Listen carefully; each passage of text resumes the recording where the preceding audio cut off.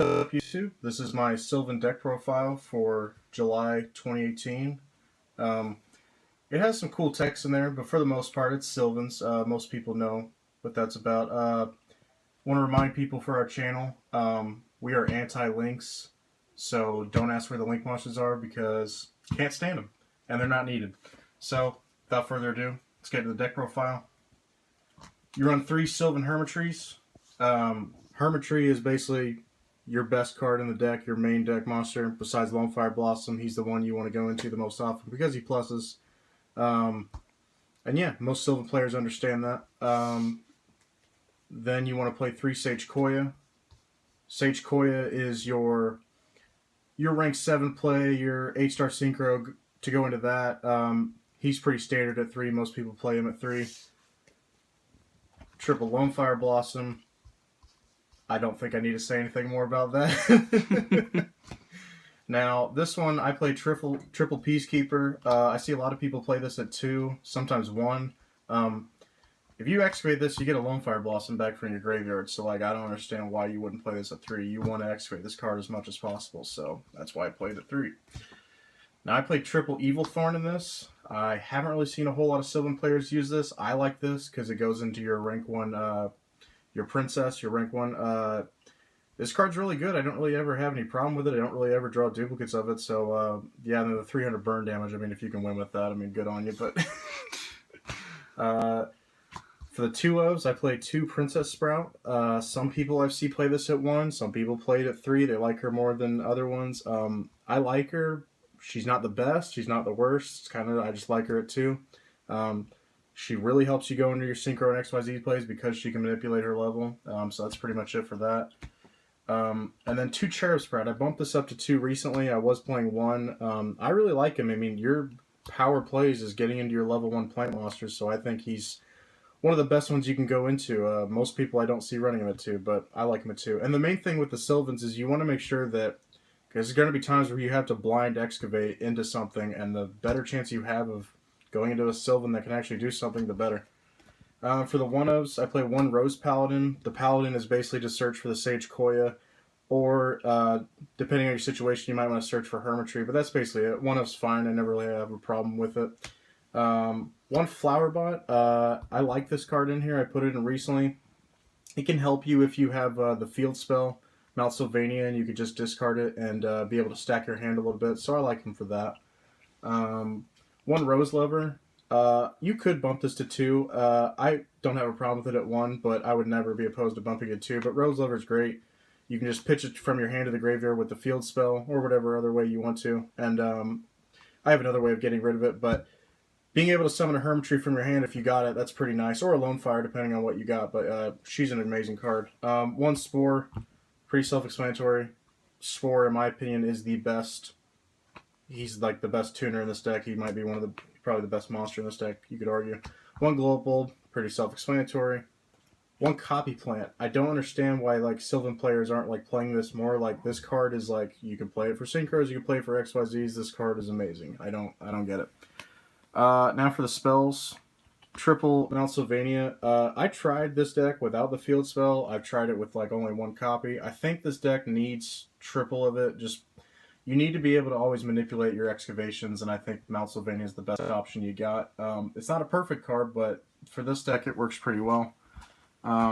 Triple Sylvan Charity. Pretty self-explanatory. Sylvan Charity is like a graceful charity, but for Sylvan, so it's even better than that. This card is great. I mean, being able to just stack your hand, manipulate it like however you want. I mean, I've never played this card and not had a Sylvan in my hand, so I've never had to do the thing where I have to discard everything or put it on my deck. So, Sylvan Charity is great. Now, I play triple Super Solar Nutrient. I've seen some people that they play other versions where they don't play this card, and I really like. They play Miracle Fertilizer instead. Miracle Fertilizer, it's not terrible, but most of the time you need a normal summon to get your play off. I prefer this because if you have one of those low-level Sylvans in your hand, this equals a Lone Fire Blossom. If you have Rose Lover, that's advantage right there because you can just summon a plant out right there. This card is great. I never regret putting it in. It's pretty much always live. I don't know why you wouldn't play it at 3.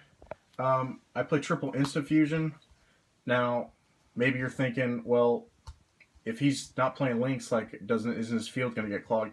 I have a super wombo combo I want to show off of like something I created. I haven't seen anybody else do it with instant fusion, but basically there's always a play for you with instant fusion. There's always something you could do.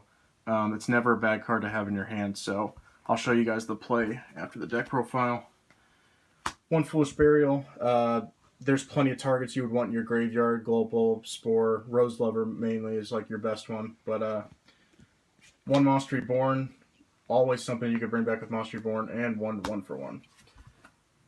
Go into the extra deck. Thousand Eyes Restrict. He's good as an instant fusion target because you can just, when in doubt, suck up one of your opponent's monsters and then just go into a rank 1 play right over it. So he's a classic. I think he's a staple. I don't see many Sylvan players use him. I think that's a mistake. One Fusionist.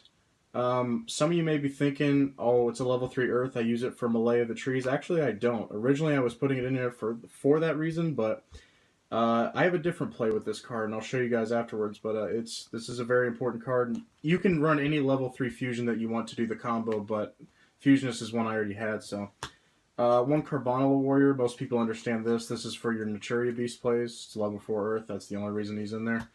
Old Entity Hastor. Now this is for the combo, and I will get into that. But he is essential. It pretty much has to be him to get the combo to work. But I will show you that later, but he's essential. One Naturia Beast is Naturia Beast. Wins you games. One Scarlight. Scarlight's great because he's easy to get into with your Sage Koya, or if you have a Princess. Obviously, he can do a lot of burn damage, but I use him mainly for another play, and that's to go into Hot Red Dragon Archfiend Abyss. He's especially easy to go into. All you need to do this play is you need a Sage Koya out there, and if you can 1-for-1 at a Glow Bulb, or you mill a Cherub Sprout, that's a Hot Red Dragon Archfiend Abyss. 9-star that can negate and bring back tuners, that's pretty good. One Crystal Wing. You may be asking yourself, because 7-star synchros in this deck, not really happening. You don't see any. We have a way of getting this out, and it's pretty easy. And one Vermilion Dragon Mech. Dragon Mech's easy. If you're a Sylvan player, you know this combo. All you need is your Sylvan Hermitry with Spore. You sync up into Vermilion Dragon Mech, you banish the Hermitry, and you go right on top into True King of All Calamities. It's a pretty easy play. Most people know it if they're actually Sylvan players and not posers. And then the rest of the XYZs. One Princess Sprite.